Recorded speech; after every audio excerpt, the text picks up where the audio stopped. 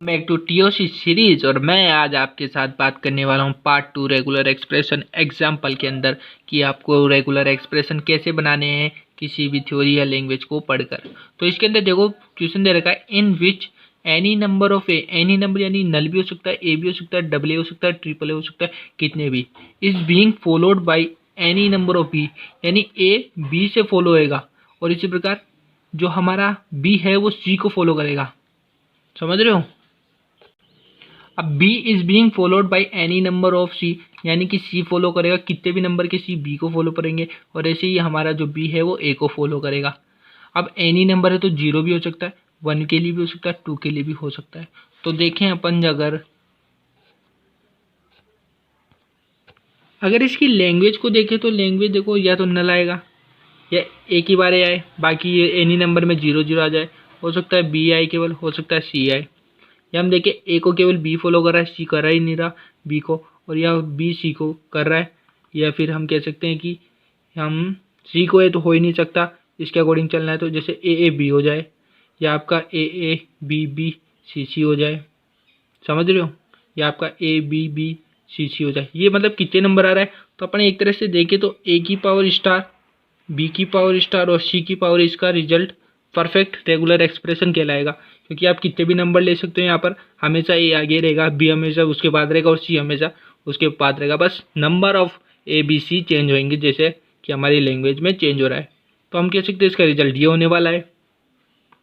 ये देख लो, ये इसका आंसर इस तरह से हो गया। अब इस वाले क्वेश्चन में क्या करेगा कि at least A is followed by at least be is followed by at least, at least यानी एक बार तो ए होना ही चाहिए, तो नल तो हट गया ऐसे ही, एटलीस्ट ए बी सी हो गया। एटलीस्ट के केस में जानते हो आप क्या होता है, ए की पावर प्लस बी की पावर प्लस सी की पावर प्लस। कहाँ पे दिक्कत आ रही है? बहुत ही ईजी है, आई थिंक कोई टफनेस नहीं है इसके अंदर, आपको बस थोड़ा सा लैंग्वेज पकड़ना आनी चाहिए। एटलीस्ट दे रखा है तो प्लस आ गया, एक तो आना ही है, और जैसे नल वाला ऑप्शन तो नल वाला करना होता है। एक और एग्जाम्पल देखते हैं। अब इस क्वेश्चन में देखो कि consisting all the words having a as a substring over summation ए और बी, ए और बी के अंदर ए आना फिक्स है, नहीं पता कब आएगा, आगे आ सकता है या फिर पीछे आ जाए, ये फिक्स है कि ए तो आएगा ही आएगा। अब ऐसा हो सकता है कि ए आ गया, ये पीछे आ गया, या आगे कंसीडर कर लो, एक ही बात है। अब जैसे बी ए करके बी कर लो, ए कर लो, बी कर लो, ए कर लो, लेकिन ए तो आई गई ना, सब स्ट्रिंग तो आई रही है ए, तो ए लाना कंपलसरी है। तो हमें इसकी लैंग्वेज किस तरह से बनाएं? तो सपोज करो कि मैंने आपको पहले बताए हुए हैं वैसे तो उसके अकॉर्डिंग ए तो आना फिक्स है। अब या तो ए आएगा या बी आएगा, ठीक है, ऐसे पीछे भी या ए आएगा या बी आएगा। अब ये बोले कितनी भी बार आ जाए, यानी डबल बी आ जाए, डबल ए आ जाए, तो ये लो भाई स्टार लग गया, या स्टार लग गया। अब देखो, या केवल आगे आए, पीछे आए ही नहीं, या केवल पीछे आए, आगे आए ही नहीं, तो ये हमारा फाइनल आंसर इसका हो गया। समझे? या तो आगे पीछे दोनों ही आ जाए, या अपने आगे आ जाए या पीछे आ जाए, तो हमें सारे केस इंक्लूड करके चलने ताकि इसका रिजल्ट हमें बेस्ट मिल सके। एक चीज़ और कि मैंने यहाँ प्लस लगाया, इसका अर्थ है या तो ये चलेगा या ये चलेगा या फिर ये चलेगा।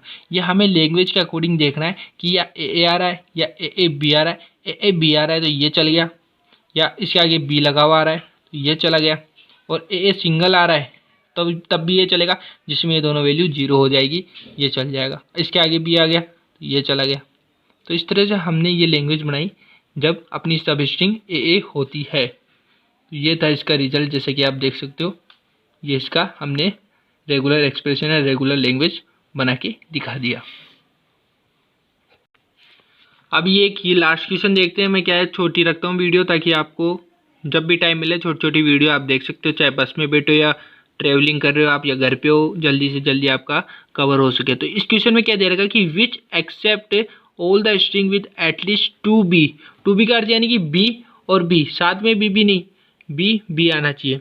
अब एटलीस्ट बोला यानी एक बार तो आएगा ही, तो लैंग्वेज में अगर अपन देखें हैं तो ये एटलीस्ट बी आ गया एक तो, या फिर अपना इससे ज़्यादा हो सकता है, जैसे बी ए हो जाए या ए बी हो जाए, या हम कह सकते हैं ए बी आ गया, तो 2 बी तो आना ही तय है, यानी कि 2 बी आना चाहिए, 2 बी आना चाहिए, तो ले बी और ले भाई बी, 2 भी आ गए। अब इसके आगे पीछे कुछ भी आए कोई फर्क नहीं पड़ता है, हो चाहे ना हो। तो इसके आगे देख लो, ए प्लस बी में से कोई सा आ जाए, ए प्लस बी में से कोई सा आ जाए, ए प्लस बी में से कोई सा आ जाए और कितनी बार भी आ जाए, कितनी बार भी आ जाए और कितनी बार भी आ जाए, तो ये हमारा रिजल्ट देखने को मिलता है। तो ये है हमारा रिजल्ट।